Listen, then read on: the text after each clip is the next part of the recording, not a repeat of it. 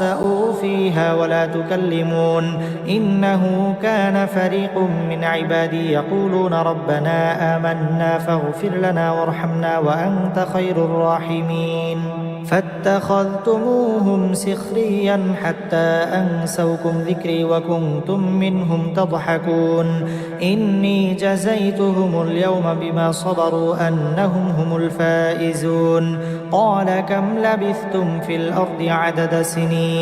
قَالُوا لَبِثْنَا يَوْمًا أَوْ بَعْضَ يَوْمٍ فَاسْأَلِ الْعَادِّينَ قَالَ إِن لَّبِثْتُمْ إِلَّا قَلِيلًا لَّوْ أَنَّكُمْ كُنتُمْ تَعْلَمُونَ أَفَحَسِبْتُمْ أَنَّمَا خَلَقْنَاكُمْ عَبَثًا وَأَنَّكُمْ إِلَيْنَا لَا تُرْجَعُونَ فَتَعَالَى اللَّهُ الْمَلِكُ الْحَقُّ